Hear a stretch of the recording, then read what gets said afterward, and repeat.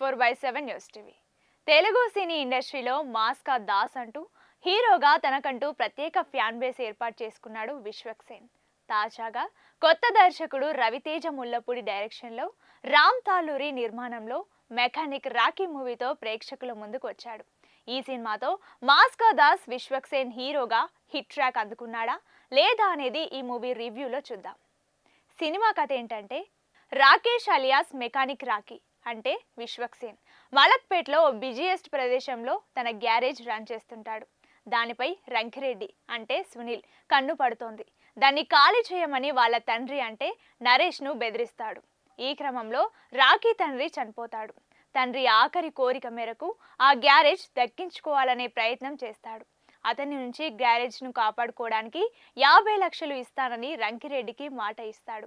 ఈ క్రమంలో 50 లక్షలు రంకిరెడ్డికి ఇచ్చి తన గ్యారేజ్ను దక్కించుకున్నాడా? మరోవైపు తన ప్రియురాలు ప్రియా అంటే మీనాక్షి చౌదరి ఓ ప్రాబ్లం ఫేస్ చేస్తూ ఉంటుంది. ఇంతకీ ప్రియాకి వచ్చిన సమస్య ఏమిటి? దానికి హీరో గ్యారేజ్కు ఉన్న సంబంధం ఏంటి? మధ్యలో ఇన్సూరెన్స్ ఏజెంట్ మాయా ఎవరు? ఆమె రాక వల్ల వీళ్ళ జీవితాలు ఎలాంటి మలుపులు తిరిగాయనేది తెలియాలంటే మెకానిక్ రాకీ సినిమా చూడాల్సిందే.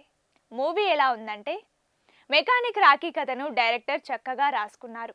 ప్రతిరోజు జనాలు ఎదుర్కొంటున్న పలు సమస్యలను ప్రస్తావిస్తూ వాటి చుట్టూ కథ అల్లుకున్నారు.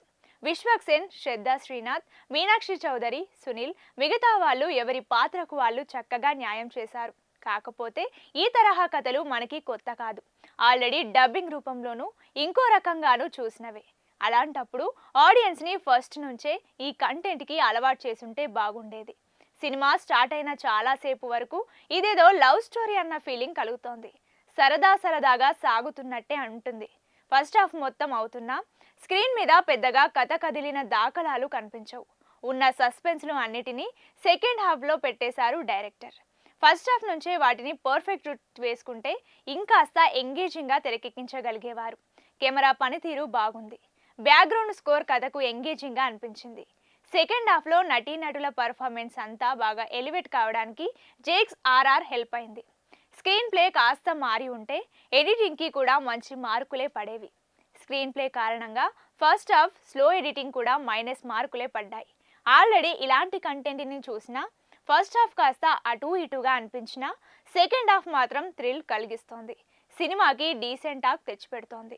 ప్లస్ పాయింట్స్ ఏంటంటే, టీజర్, ట్రైలర్ అని చాలా సాదాసీదా మాస్ డ్రామాగా కట్ చేశారు. కానీ వాటిని చూసి తక్కువ అంచనాలు పెట్టుకునే వారికి ఈ చిత్రం ఇంప్రెస్ చేస్తుందనడంలో డౌట్ లేదు. దీనితో విశ్వక్ మరోసారి తన స్క్రిప్ట్ సెలెక్షన్లో సాలిడ్గా ఉంటాడు అని మరోసారి ప్రూవ్ అయిందని చెప్పాలి. సెకండ్ హాఫ్ మొత్తం హైలైట్ అని చెప్పాలి. క్రేజీ ట్విస్టులు, టర్న్లతో, మంచి కామెడీతో, ఇంట్రెస్టింగ్ స్క్రీన్ ప్లేతో వెళ్తోంది. అలాగే విశ్వక్సేన్ మంచి ఎమోషన్స్తో పాటుగా పలు సీన్స్ వేరియేషన్స్ను చూపించి తన మాస్ ఆడియన్స్కి మంచి జోస్ ఇస్తాడు అని చెప్పాలి. అలాగే సినిమాలో ఇంకో మంచి విషయం, మెయిన్ లీడ్ నటీనటులు అంతా వారి పాత్రలు సినిమాలో ఆకట్టుకునే విధంగా డిజైన్ చేయడం అని చెప్పాలి. ఇక మీనాక్షి చౌదరి డీసెంట్ రోల్లో కనిపించి మంచి ఎమోషన్స్తో ఆకట్టుకుంది. శ్రద్ధా శ్రీనాథ్ కూడా తన రోల్లో ఇంప్రెస్ చేస్తోంది. తనపై ట్విస్ట్ అయితే సినిమాలో టూ గుడ్ అని చెప్పొచ్చు. మైనస్ పాయింట్స్ ఏంటంటే, ఈ సినిమాలో సాలిడ్ లైన్ ఉన్నప్పటికీ దీనిని కొన్ని అనవసర సన్నివేశాలు, పాటలతో ల్యాగ్ చేశారని చెప్పాలి. నిజానికి ఈ సినిమాలో అన్ని పాటలు అవసరమే లేదని చెప్పొచ్చు. ఇంకా ఫస్ట్ హాఫ్ అయితే చాలా పేలవంగా అనిపిస్తోంది.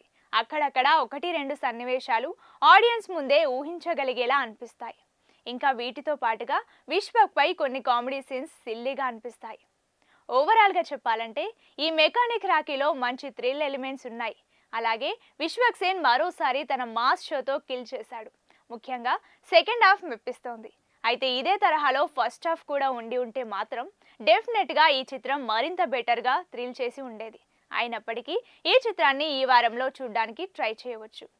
రేటింగ్ విషయానికి వస్తే ఈ సినిమాకి మా ఛానల్ ఇచ్చే రేటింగ్ ఎంత అంటే 2.5 out of 5.